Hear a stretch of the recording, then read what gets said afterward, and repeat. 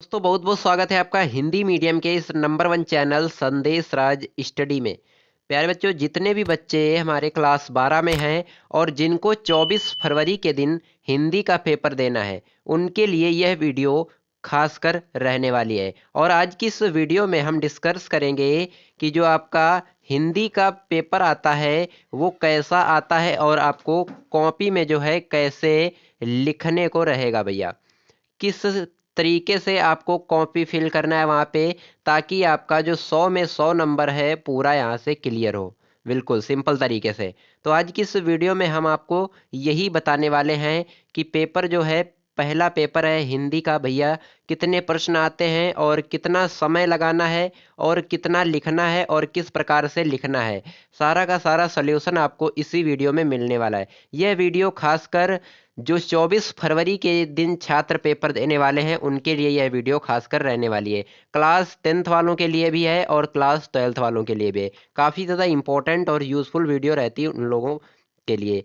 और यह वीडियो काफ़ी ज़्यादा आपके लिए महत्वपूर्ण रहती है, क्योंकि मैं आपको पूरा एक्सप्लेनेशन के साथ में जो है यहाँ पर बताने वाला हूँ कि आप लोग देख भी सकते हैं, मैंने यहाँ पे पूरा कॉपी लिखा है। ये एक टॉपर की कॉपी है जो बताएगा कि किस प्रकार से जो है यहाँ पे लिखा गया है। बिल्कुल सिंपल तरीके से आप भी देख भी सकते हैं किस तरीके से बच्चे ने कॉपी लिखी है यहाँ पे। और इसी तरीके से आपको 24 फरवरी के दिन जो है लिखना भी पड़ेगा। बिल्कुल, चलिए स्टार्ट कर लेते हैं वीडियो को बिना किसी देरी के। उससे पहले मेरी एक छोटी सी रिक्वेस्ट रहेगी आपसे, अभी तक आपने मेरे चैनल को सब्सक्राइब नहीं किया है तो सब्सक्राइब जरूर से कर लीजिएगा। वीडियो पसंद आए तो लाइक भी जरूर से करिएगा और बने रहें वीडियो में अंत तक। वीडियो बहुत ही इंटरेस्टिंग और मज़ेदार रहने वाली है। चलिए, कुछ महत्वपूर्ण तथ्य हैं उनको पहले आप जान लीजिए। पहला जो बनता है, पहला जो पेपर आपका का भैया, पहला हिंदी का पेपर है। पहला पेपर हिंदी का है और हिंदी का पेपर इजी तो है बट लेंथी होता है। इजी है, बहुत बच्चे कहते हैं कि सर हिंदी का जो पेपर है वो इजी है बट लेंथी है।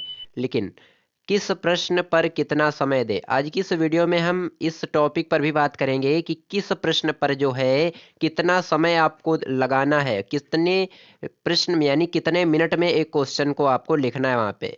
नेक्स्ट है एग्जामिनर कहाँ नंबर काटता है, इस टॉपिक पर भी बात करेंगे। एग्जामिनर जो है आपका नंबर कौन से टॉपिक पे या आप ऐसी एग्जाम की कॉपी में कौन सी गलती कर देते हैं जहां से आपका एग्जामिनर जो है नंबर काट लेता है। उसके बाद में नेक्स्ट टॉपिक बनता है हिंदी की कॉपी कैसे लिखे। भैया 24 फरवरी के दिन जो है आपको हिंदी की कॉपी कैसे लिखना है, बहुत सारे स्टूडेंट्स का जो यही क्वेश्चन रहता है कि सर हिंदी की कॉपी कैसे लिखे 24 फरवरी के दिन। काफ़ी ज़्यादा इंपॉर्टेंट प्रश्न रहता है आपके एग्जाम के लिए। यह वीडियो देखने के बाद, सॉरी यहाँ पे 22 टाइप हो गया, यहाँ पे 24 फरवरी में जो है, 24 फरवरी को जो आपका पेपर होने वाला है वहाँ से आप 95 नंबर जो है क्लियर कर सकते हैं। यहाँ पे 24 कर लीजिएगा, 22 टाइप हो गया है। ये वीडियो खासकर उन्हीं स्टूडेंट्स के लिए रहने वाली है। तो वीडियो का जो लाइक टारगेट है यहाँ पे 5000 रखा है, इसको आप जल्दी से जल्दी कवर कर दीजिएगा ताकि हम इंग्लिश का जो है इसी तरीके से कॉपी पूरा ला सके। चलिए स्टार्ट कर लेते हैं। चैनल पर रहे हैं, चैनल को सब्सक्राइब कर लीजिएगा, बेल आइकन प्रेस कर लीजिएगा ताकि हमारी कोई भी वीडियो आपसे मिस ना होने पाए। और जुड़े रहें हमारे चैनल के साथ जब तक आपके लास्ट एग्ज़ाम की जो है पेपर हो ना जाए। बिल्कुल यहाँ से तैयारी कर सकते हैं आप। आपको खंड जो है आपके एग्जाम पेपर में जो खंड दो दिए रहेंगे, खंड का, खंड घा, इन दो खंडों को आपको करना पड़ेगा। पहला तो है खंड आपका काव, इसमें प्रश्नोत्तर संख्या 1 में जो है आपके बहुविकल्पी प्रश्न रहते हैं, वो भी आपके किस सब्जेक्ट के, हिंदी में भैया गद्य के। गद्य के 5 नंबर के बहुविकल्पी प्रश्न रहते हैं और प्रश्नोत्तर संख्या 2 में जो है काव्य के यानी कि पद्य के जो है 5 नंबर रहते हैं। बिल्कुल इसी तरीके से आप लोग देख लीजिएगा, संपूर्णानंद, प्रेम सागर, यशपाल, विष्णु प्रभाकर, हजारी प्रसाद द्विवेदी, बिल्कुल इसी तरीके से जो है आप लोगों को पूरा सीरियल वाइज सीरियल से पेपर को करना पड़ेगा। वहाँ पे आप देख सकते हैं किस तरीके से बच्चे ने कॉपी को लिखा है, बिल्कुल सिंपल तरीके से यहाँ पे आप देख भी सकते हैं। बिल्कुल इसी तरीके से आपको लिखने को दिया रहेगा। उसके बाद में जो है प्रश्नोत्तर संख्या यहाँ पे 2, प्रश्नोत्तर संख्या 2 में क्या है, प्रश्नोत्तर संख्या 2 में आपके प्रश्न जो हैं वो गद्य के, सॉरी पद्य के रहेंगे जिसमें आपको काव्य के 5 प्रश्न करने को दिए रहेंगे। उन 5 प्रश्नों को अगर आप सॉल्व करते हैं तो यहाँ से आपका 5 नंबर क्लियर हो जाएगा। बिल्कुल आप देख सकते हैं अपनी स्क्रीन पर जो है आपको किस तरीके से कॉपी लिखना है, वहाँ पे किस तरीके से आपको प्रश्नोत्तर संख्या डालना है और किस तरीके से आपको 24 फरवरी के दिन प्रश्न आपको यहाँ पे हल करने हैं। बिल्कुल सिंपल तरीके से ऐसे ही आपको करना है। उसके बाद में हम बात करेंगे जो आपका होता है क्या, उसके बाद में आपका गद्यांश करने को। एक चैप्टर का जो है आपको गद्यांश दिया रहेगा, उसमें 5 प्रश्न दिए रहेंगे, उसको भी आप कर लीजिएगा। बिल्कुल सिंपल तरीके से प्रश्नोत्तर संख्या डालना है यहाँ पे 3 और संकेत के माध्यम से आप यहाँ पे लिख देना है पृथ्वी के विशाल अंश में असमर्थ रहेगा। यानी कि यहाँ पे जो आपके एग्जाम में गद्यांश दिया रहेगा 5 से 6 लाइन का, उसका 2-3 वर्ड पहले लिखना है और 2-3 वर्ड जो है बाद का लिख देना है यहाँ पे संकेत के माध्यम से। संकेत का मतलब होता है वहाँ पे आप ये दिखा दें कि हम यहाँ पे आपके जो पेपर का गद्यांश है वो कौन सा कर रहे हैं। इसके माध्यम से जो है एग्जामिनर समझ जाएगा कि बच्चे ने इस वाले गद्यांश को यहाँ पे फिल किया है। बिल्कुल का नंबर का प्रश्न दिया रहेगा प्रस्तुत अवतरण में पाठ का जो शीर्षक है कौन है। राष्ट्र का स्वरूप, इसके लेखक वासुदेव सड़ अग्रवाल। यह जो है आपका भैया, ये आपका राष्ट्र का स्वरूप नामक चैप्टर से लिया गया है, वासुदेव सड़ अग्रवाल जी। बिल्कुल इसी तरीके से 24 फरवरी के दिन आपको लिखने को दिया रहेगा। खा में लिखना है राष्ट्र के प्रत्येक अंग शुद्ध हमें इसलिए लेनी चाहिए क्योंकि राष्ट्र के विकास हेतु प्रत्येक क्षेत्र वर्ग संप्रदाय जाति का विकास होना व ध्यान रखना आवश्यक है। यदि राष्ट्र के किसी भाग में अंधकार और निर्बलता होगी तो वह विशेष क्षेत्र की प्रभावित न करेगी, पूरे राष्ट्र को प्रभावित करेगी। बिल्कुल इसी तरीके से आपके एग्जाम में जो है 2 प्रश्न ये हो गए और 3 प्रश्न आपके ये हैं। इन तीनों प्रश्नों को अगर आप लिखेंगे तो जो है यहाँ से आपका 10 नंबर भैया क्लियर रहेगा। एक प्रश्न के 2 नंबर, एक प्रश्न के जो है 2 नंबर यहाँ पे दिए रहेंगे। इन 5 प्रश्नों को करेंगे तो आपका 2-2 मिला के 5 का कितना होगा, 10 होगा। यहाँ पे 10 नंबर आपको मिल जाएंगे। ऐसे ही आपका भैया दिया रहेगा और इसमें आपके अथवा में भी दिया रहेगा। अथवा वाला मैंने यहाँ पे नहीं लिया है ताकि आपका जो है कम समय में आप अच्छे से सीख जाएं कि कॉपी कैसे लिखना है। बिल्कुल सिंपल तरीके से यहाँ पे देखेंगे प्रश्नोत्तर संख्या 4 में क्या दिया रहेगा भैया, जैसे आपके 5 प्रश्न गद्यांश के आते हैं और 5 प्रश्न पद्यांश के, ऐसे ही आपका जो 2 गद्यांश आते हैं, एक आपका गद्यांश आता है, एक आपका पद्यांश आता है। तो मैंने गद्यांश वाला ऊपर बताया, अब यह आपका आ गया है पद्यांश। ये आपका किस चैप्टर से लिया गया है और किस तरीके से आपको लिखना है, बिल्कुल सेम ऊपर वाला ही तरीका रहेगा। संकेत डालना है निज जन्म जन्म लाल की माई, निज जन्म जन्म लाल की माई, यानी कि इस कैकई का अनुताप चैप्टर से लिया गया है, जिसके लेखक कौन है, मैथिली शरण गुप्त जी। बिल्कुल सिंपल तरीके से आपको ऐसे ही लिखना है। उसके बाद में यहाँ पे आपका जो हेडिंग, यानी कि 5 प्रश्न इसमें भी रहेंगे और पांचों प्रश्नों को करना अनिवार्य रहेगा। इसमें प्रत्येक प्रश्न के 2 अंक जो है आपको निर्धारित रहेंगे। ये आपका जो पद्यांश है वो केकई का अनुताप नामक चैप्टर से लिया गया है, जिसके लेखक, जिसके कवि। यहाँ पे आपको एक ध्यान और रखना है, आप यहाँ पर ध्यान रख सकते हैं, जो गद्यांश में होता है वहाँ पे आपको लेखक डालना है और जो पद्यांश में होता है वो आपका कवि यहाँ पे डालना है। बिल्कुल इस बात को आप जरूर से ध्यान रखिएगा, काफ़ी ज़्यादा स्टूडेंट्स यहीं पर गलती कर देते हैं, तो इसे आप अच्छे से क्लियर कर लीजिएगा। यहाँ पे है जो आपकी रेखांकित अंश की व्याख्या करने को दी रहेगी, उसका यहाँ पे व्याख्या करना है कि कई पश्चाताप व्यक्त करते हुए कह रही है कि अब तो जन्म जन्मांतर तक मेरी आत्मा यह सुनने के लिए विवश होगी कि अयोध्या की रानी कैकई को महास्वार्थ ने घेर कर ऐसा अनुचित कर्म कराया कि उनके धर्म के मार्ग का त्याग कर अधर्म के मार्ग का अनुसरण किया। बिल्कुल इसी तरीके से आप इनके 3 प्रश्नों को आंसर देंगे। यहाँ पे आपके 2 नंबर जो है, 2 नंबर यहाँ से आपके क्लियर हो जाएंगे। बिल्कुल सिंपल तरीके से। उसके बाद में जो आपको आता है is a very important topic. बहुत बच्चे कमेंट्स करते हैं कि सर ये साहित्यिक परिचय जो है बोर्ड की कॉपी में कैसे लिखें, कैसे लिखना है भैया।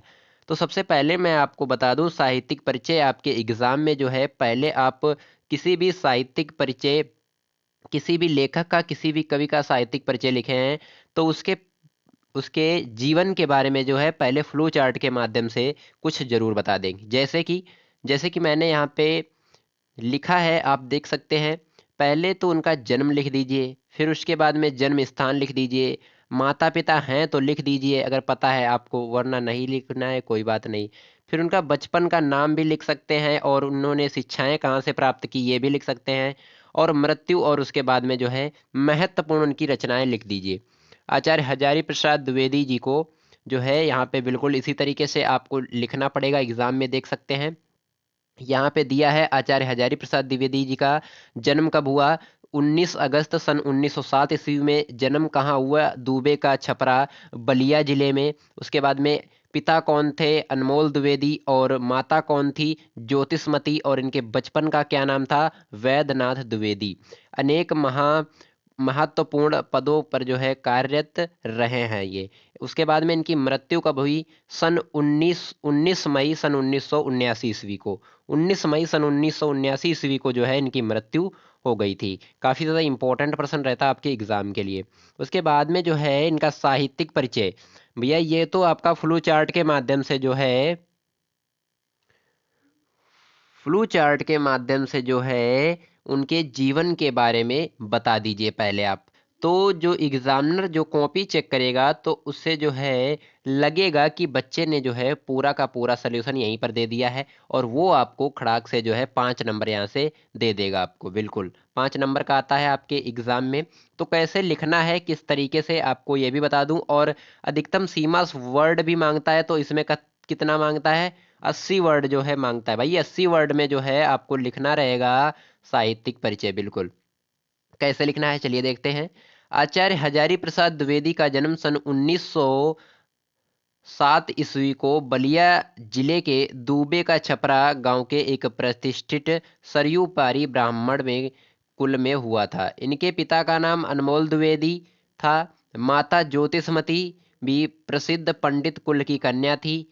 इस तरह बालक हजारी प्रसाद को संस्कृत ज्योतिष की शिक्षा उत्तराधिकारी में प्राप्त हुई। इनके बचपन का नाम वैद्यनाथ द्विवेदी था। उसके बाद में लिखना है आपको, सन 1930 ईस्वी में इन्होंने काशी हिंदू विश्वविद्यालय से ज्योतिषाचार्य, सन 1949 ईस्वी में लखनऊ विश्वविद्यालय से डीलिट की उपाधि प्राप्त की।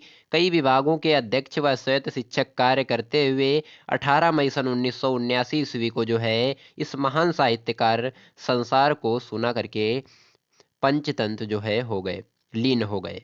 यानी कि इनकी मृत्यु जो हुई वो 18 मई सन 1900 जो है 79 ईस्वी को हो गई।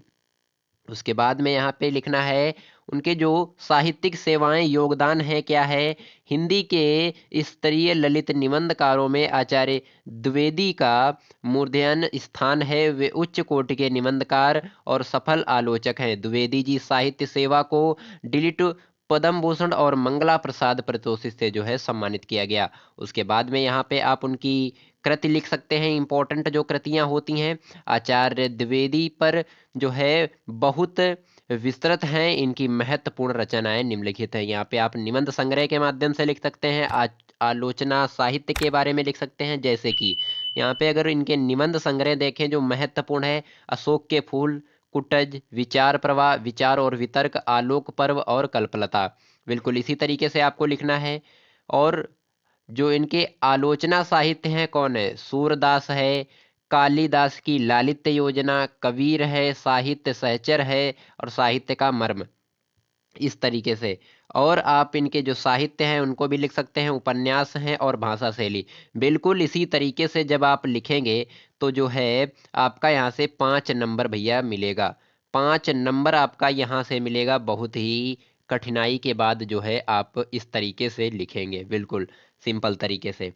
उसके बाद में आपका आता है प्रश्नोत्तर संख्या 6। प्रश्नोत्तर संख्या 6 जो है बिल्कुल मैंने यहाँ पे आपको बता दिया कि जो है साहित्यिक परिचय आपको कैसे लिखना है, क्योंकि आपके में आएंगे 6 भैया। 3 गद्य के आएंगे, 3 पद्य के आएंगे, उसमें से आपको 2 करने रहेंगे। एक गद्य का करना पड़ेगा, एक पद्य का। और मैंने आपको स्टेप बाय स्टेप समझा दिया कि आपको एग्जाम की कॉपी में कैसे फिल करना है, कैसे लिखना है। इसलिए मैंने यहाँ पे सारा नहीं बताया है कि आपको कौन कौन से तैयार करने हैं। अगर इस टॉपिक पे वीडियो चाहिए आपको तो जो है मैंने चैनल पर अपलोड कर रखी है, आप जाकर देख सकते हैं। बिल्कुल मैंने इंपॉर्टेंट क्वेश्चन को पढ़ा भी रखा है। चलिए देखेंगे। बहादुर कहानी का सारांश जो है बहुत ही कम शब्दों में 80 वर्ड में जो है देखेंगे यहाँ पे। बिल्कुल सिंपल तरीके से बताया गया यहाँ पे कि अमरकांत जी द्वारा लिखित बहादुर कहानी एक मध्यम परिवार में नौकर के साथ परिवारजनों द्वारा अत्यधिक कटु व्यवहार की कहानी है। यह जो कहानी है आप इसको तैयार कर लीजिएगा और यहाँ से जो है आपके 5 नंबर भैया क्लियर हो जाएंगे। बिल्कुल 5 नंबर यहाँ से आपके एग्जाम में जो है क्लियर हो जाएंगे। मैं यहाँ पे आपको ये नहीं बताऊंगी, पढ़ के नहीं बताऊंगा, बिल्कुल आप इस तरीके से देख लीजिए बस आपको किस प्रकार से लिखना है एग्जाम की कॉपी में। आप देख लीजिए बिल्कुल इसी तरीके से आपको लिखना है, ताकि अगर मैं आपको बताऊंगा तो यहाँ पे जो है काफ़ी ज़्यादा टाइम हो जाएगा। बिल्कुल प्रश्नोत्तर संख्या 6 जो है, सॉरी 7 जो है, ये आपका होता है जिला वाइज। इसमें आपका रहता है खंड काव्य जो है वो आपका जिला वाइज रहता है। और यहाँ पे आपको अगर नहीं भी पता है हमारे ज़िले में कौन सा लगने वाला है तो मैं आपको बता दूंगा। आप कमेंट में ज़रूर बताइएगा, अपना ज़िला टाइप कर दीजिएगा, मैं आपको बता दूंगा कि इस ज़िले में ये लगता है। या फिर आप स्कूल कॉलेज कोचिंग जाते हैं वहाँ अपने सर से पूछ सकते हैं कि सर हमारे यहाँ जो है जिले में कौन सा खंड काव्य चलता है। कई बच्चे क्या करते हैं कि 6-7 दिए रहेंगे उसमें से सारों को कर देंगे। बिल्कुल आपको एक ही करना पड़ेगा जो आपके एग्जाम में इम्पोर्टेंट रहता है। बिल्कुल उसके बाद में जो है हम यहाँ पे देखेंगे खंड खा। यहाँ से जो है आपके 50 नंबर का पेपर जो है खत्म होता है और यहाँ से आपके 50 नंबर यहाँ से क्लियर हो जाएंगे। उसके बाद में हम देखेंगे प्रश्नोत्तर संख्या 8 का जिसमें आपको दिया रहेगा, क्या दिया रहेगा भैया, क्या दिया रहेगा, इसमें दिया रहेगा आपको संस्कृत का जो अनुवाद करने को आता है वो यहाँ पे दिया रहेगा। संस्कृत का अनुवाद आता है करने को वो आपका दिया रहेगा यहाँ पे। और इसको आपको कैसे लिखना है, किस तरीके से अनुवाद करना है, किस तरीके से संदर्भ लिखना है, सारा का सारा प्रोसेस जो है आपको इस अभी आपको मिलने वाला है। किस तरीके से संकेत डालना है आपको, जैसे मैंने गद्य के जो आपका गद्यांश आया था उसमें मैंने बताया था व्याख्या करने को, उसी तरीके से आपको संस्कृत में भी करना है। संस्कृत में एक बात जरूर याद रखना है, इसमें आपके जो लेखक होते हैं वो नहीं होते हैं। संस्कृत के लेखक नहीं लिखने को आता है, सबसे बड़ी बात यह है। संकेत के माध्यम से आप लिखेंगे महामना विद्वान वक्ता अस्य एवा भाव एवा शीत। इसी प्रकार से आपको लिखना है स्वभाव एवं शीत जो है इसी तरीके से आप लिखेंगे। संदर्भ किस तरीके से लिखेंगे, प्रस्तुत गद्यांश हमारी पाठ्य पुस्तक संस्कृत दीर्घदर्शिका के महामना मालवीय पाठ से लिया गया है या उद्गत है। बिल्कुल इसी तरीके से लिखेंगे आप और अनुवाद भी इसी तरीके से आप कर दीजिएगा। महामना विद्वान वक्ता धार्मिक नेता कुशल पत्रकार थे, किंतु जन सेवा की इनका सर्वोच्च गुण था। ये जहाँ कहीं भी लोगों को दुखी और पीड़ित देखते थे शीघ्र ही उपस्थित होकर उनकी सहायता करते थे और प्राणियों की सेवा करना ही इनका स्वभाव था। बिल्कुल उसके बाद में इसमें भी आपका दिया रहेगा पद्य की तरह। पद्य की तरह इसमें भी आपका दिया है प्रोच्छे कार्यहंत्रा जो है, प्रोच्छे कार्यहंत्रा और प्रत्यक्षे प्रियवादिनम। बिल्कुल इसी तरीके से आपका दिया रहेगा और वहां पे आपको करना पड़ेगा। ये आपके दो दो दिए रहेंगे उसमें से एक एक करना पड़ेगा। मैंने कम समय के लिए यहाँ पे एक एक ही सेलेक्ट किया है। और ये आपका श्लोक टाइप का दिया रहेगा। प्रस्तुत श्लोक हमारी पाठ्य पुस्तक संस्कृत दीर्घदर्शिका के सुभाषित रत्नानी चैप्टर से लिया गया है। अगर बात करें आपके श्लोक की तो श्लोक जो है आपका एक चैप्टर है संस्कृत में सुभाषित रत्नानी, बस इसको ही कंप्लीट कर लीजिएगा। इसमें आपके 14 श्लोक हैं। इन 14 श्लोक को जो है अगर आप कंप्लीट कर लेते हैं तो यहाँ से आपका 7 नंबर जो है क्लियर हो जाएगा। 7 नंबर जो है आपका यहाँ से क्लियर हो जाएगा। बिल्कुल और अनुवाद भी ऐसे ही लिखना है। पीठ जय पीछे कार्य को नष्ट करने वाले तथा सम्मुख प्रिय बोलने वाले मित्र को उसी प्रकार त्याग देना चाहिए जिस प्रकार मुख पर दूध लगे विश्व से भरे घड़े को छोड़ दिया जाता है। बिल्कुल सही बात है। बिल्कुल उसके बाद में हम 9 नंबर का जो टॉपिक दिया है आपके कॉपी में क्या है, 9 नंबर का टॉपिक आता है आपके एग्जाम में मुहावरे और लोकोक्तियाँ। मुहावरे और लोकोक्तियाँ भैया दिया रहेगा, उसको भी जो है आपको करना पड़ेगा और यहाँ से आपके एग्जाम में जो है 2 नंबर जो है क्लियर हो जाएंगे। बिल्कुल सिंपल तरीके से क्या दिया रहेगा, पहला जो है आपका मैंने यहाँ पे सेलेक्ट किया है आम के आम गुठलियों के दाम। बिल्कुल इसी तरीके से जो है आपके एग्जाम में भी आएगा। बिल्कुल यही प्रोसेस रहेगा कॉपी का लिखने को, आपको यही इसी तरीके से लिखना पड़ेगा। और इसी तरीके से जो है कॉपी को फिल करना होगा आपको। इस तरीके से लिखते हैं तो यकीन मानिए फ्रेंड्स, यकीन मानिए स्टूडेंट्स, यहाँ से जो है आपके 95 नंबर की गारंटी मैं ले सकता हूँ भैया। 5 नंबर की गारंटी नहीं लूँगा क्योंकि वो तो आपके राइटिंग में भी कट सकते हैं। बिल्कुल। चलिए, आम के आम गुठलियों के दाम। और चैनल पर नए हैं, चैनल को सब्सक्राइब जरूर से कर लीजिएगा। वीडियो पसंद आ रही हो तो लाइक भी जरूर से करिएगा। चलिए, पहले यहाँ पे देखेंगे हम आम के आम गुठलियों के भी दाम। इसका क्या अर्थ हो जाएगा भैया? अर्थ इसका होगा दोहरा लाभ उठाना। दोहरा लाभ उठाना। वाक्य प्रयोग करेंगे तो आज ठेले वालों को मेले के कारण, आज ठेले वालों को मेले के कारण आम के आम और गुठलियों के भी दाम मिले। बिल्कुल सही कहा। इसी तरीके से आपको लिखना पड़ेगा भैया। उसके बाद में आपका आता है जो है एक शब्द के दो अर्थ।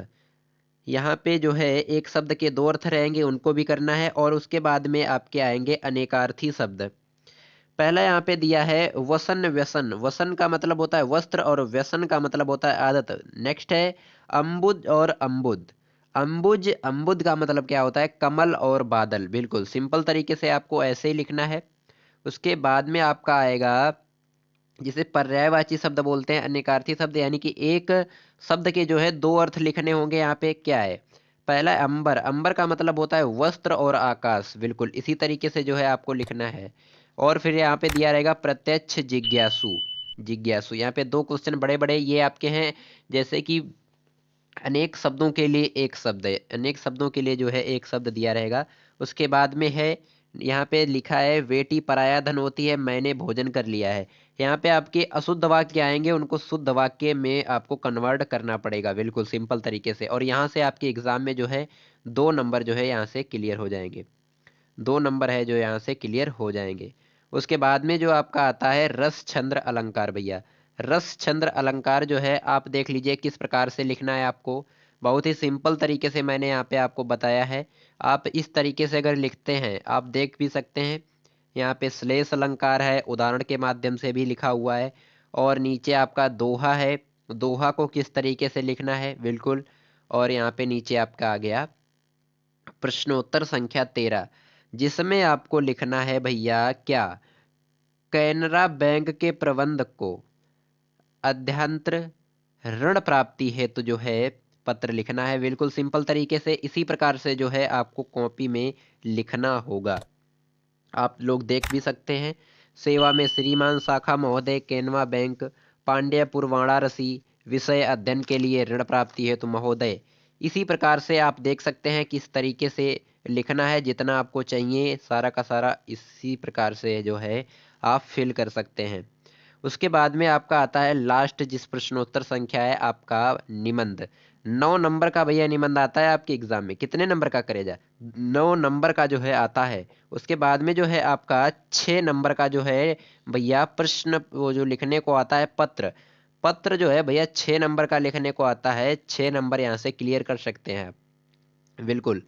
और यहाँ पे जो है बेरोजगारी की समस्या, मैंने आपको पेपर के माध्यम से बताया है कि किन किन निबंधों को जो है आपको तैयार कर लेना है। बिल्कुल इसी तरीके से जो है आप एग्ज़ाम में जो 24 फरवरी के दिन आपका होने वाला है उसमें जो है आप लिख सकते हैं। बिल्कुल सिंपल तरीके से जो है लिख सकते हैं। अगर इस तरीके से आप लिखते हैं तो यहाँ से आपका 9 नंबर जो है क्लियर हो जाएगा। आई होप आपको मैंने यहाँ पे जो बताया है कॉपी लिखने का तरीका आपको पसंद आया होगा। पसंद आया है तो चैनल को सब्सक्राइब कर लीजिएगा, बेल आइकन प्रेस कर लीजिएगा ताकि हमारी कोई भी वीडियो आपसे मिस ना होने पाए। और वीडियो पसंद आई हो तो लाइक भी जरूर से करिएगा। मैंने यहाँ पे आपको बहुत ही सिंपल तरीके से बताया है कि 24 फरवरी के दिन जो है आपको दोपहर 2 बजे हिंदी का जो कॉपी आएगी आपको मिलेगी, उसको कैसे लिखना है। कैसे लिखना है भैया? तो इसी तरीके से जो है आपको लिखना है। इस तरीके से आपको लिखना है। अगर इस तरीके से लिखते हैं तो 95 नंबर की गारंटी जो है अपन लेता है। मैं ले लूँगा 95 नंबर की गारंटी। बिल्कुल सिंपल तरीके से। चलिए मिलते हैं किसी नेक्स्ट वीडियो में नेक्स्ट टॉपिक के साथ। तब तक के लिए जय हिंद, जय भारत।